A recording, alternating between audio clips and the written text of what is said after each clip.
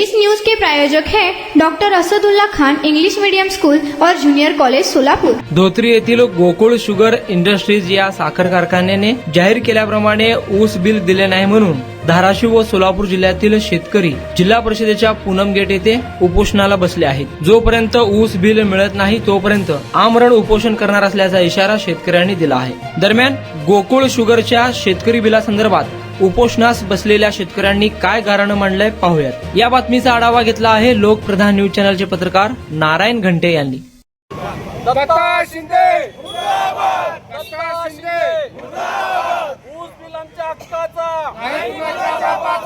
शेतकऱ्याचं ऊस बिल मिळालंच पाहिजे, शेतकऱ्याचं ऊस बिल मिळालंच पाहिजे। दत्ता शिंदे मुर्दाबाद, दत्ता शिंदे मुर्दाबाद। ऊस बिल आम्हाला मिळालंच पाहिजे, मिळालंच पाहिजे, मिळालंच पाहिजे। ऊस बिल आम्हाला मिळालंच पाहिजे, मिळालंच पाहिजे, मिळालंच पाहिजे। ऊस बिल आमच्या हक्काचा,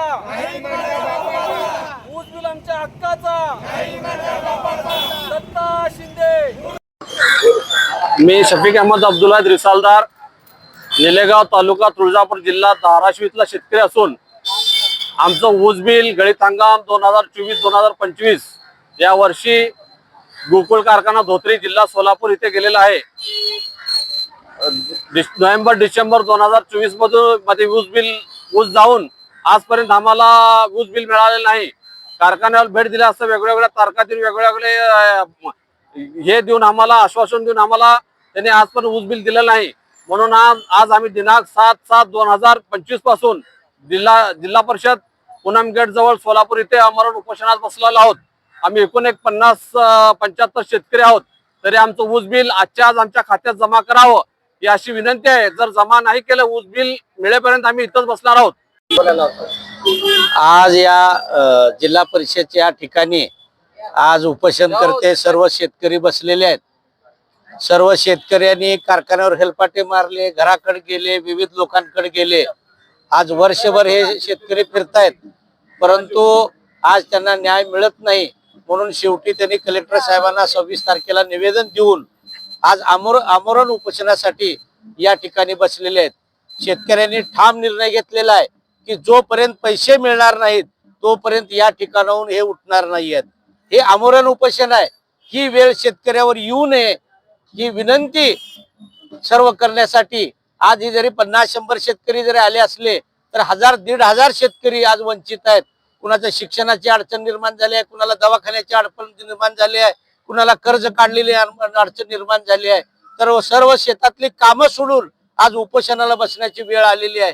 तरी मी गोकुळ शुगरला दत्ता शिंदे यांना विनंती करतो की आपणही शेतकरी आहात तर शेतकऱ्यांना असं वाऱ्यावर सोडू नये, कुठल्याही प्रकारे लवकरात लवकर न्याय द्यावा एवढीच विनंती करून झाल्यानंतर आम्ही उपोषणाला बसलेला आहोत। जोपर्यंत पैसे मिळणार नाहीत तोपर्यंत आम्ही इथून ठाम उठणार नाहीत एवढीच विनंती आम्ही करण्यासाठी बसलेलो आहोत। मी पैलवान आप्पा साखरे बोरामणे, माझं बी ऊस गेले, जानेवारी मध्ये ऊस गेले। माझी रक्कम आहे 7 ते 7.5 लाख रुपयापर्यंत रक्कम माझ्या आईच्या नावाने गेलेलं आहे। तर आम्ही पण उपोषणाला बसले। आज गेले किती दिवस आम्ही या उपोषणामध्ये आहे आम्ही सगळे मिळून।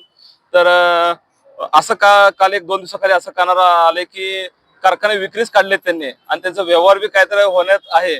त्यांनी आमच्या सगळ्या शेतकऱ्याचं त्यांनी जे रक्कम जे आहे त्यांनी देऊन त्यांनी कारखाना तर विकू नाही तर कुठं बाहेर देशात तर जाऊ, आमचं काय त्याचं हे नाही।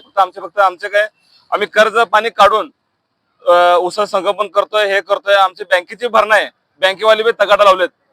शासनाने असं काय धोरण करावं की कमीत कमी त्या बँकवाल्यांना तर ते थांबून ठेवायचं सांग, कारण की रोज फोन येतात बँकवाल्यांना। असे कितीतरी इथं शेतकरी आहेत की ते कर्ज पाणी करून सावकारी काढलेत, परत बँकेतनं काढलेत। त्या सगळ्या गोष्टीकडून आमचं निवेदन आहे निवेदन 26 तारखेला त्या दिवशी दिलेले आहेत। तर अजून कलेक्टर साहेबांनी आश्वासन दिलेत, तारीख दिलेत, तर जेणेकरून आमचे फक्त पैसे द्यावं असं आम्ही विनंती करतो तुमच्या माध्यमातून, मीडियाच्या माध्यमातून। तर आम्ही आता इथं तर आम्ही उपोषण तर करणार आहे, पण जर का पैसे नाही दिले तर अजून ह्याच्यापेक्षा एकदम तीव्र आंदोलन करून आम्ही असं की आत्मदहन करण्यास बी आम्ही हे करणार आहे। ह्या माध्यमातून तुमच्या माध्यमातून आम्हाला तुम्ही तिथपर्यंत पोहोचावं असं आमची विनंती आहे। आज या ठिकाणी प्रथमतः मी शेतकरी संघर्ष समितीच्या वतीनं हे जे आमचे शेतकरी बांधव या ठिकाणी ऊसाच्या बिलासाठी अमरण उपोषणाला बसलेले आहेत त्याला मी या ठिकाणी पहिल्यांदा पाठिंबा दर्शवतो।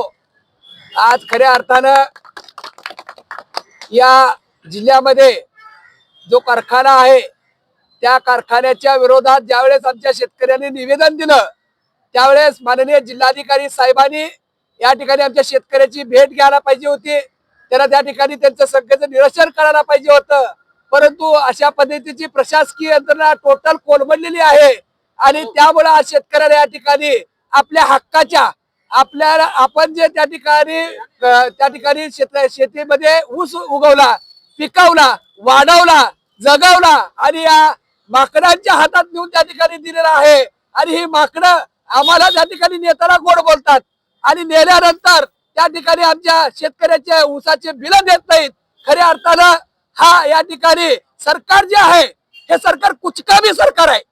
या सरकारच्या धोरणामुळे आज या ठिकाणी या शेतकऱ्यावर अन्याय होतोय आणि म्हणून मी या जिल्हाधिकाऱ्याला आवाहन करतोय लवकरात लवकर या शेतकऱ्याचे पैसे द्या आणि आता आम्ही त्या धाराशिव जिल्ह्यामध्ये या ठिकाणी एकाही मंत्र्याला त्या ठिकाणी आम्ही पाऊल ठेवू देणार नाही असं शेतकरी संघर्ष समितीच्या वतीनं मी जाहीर करतोय।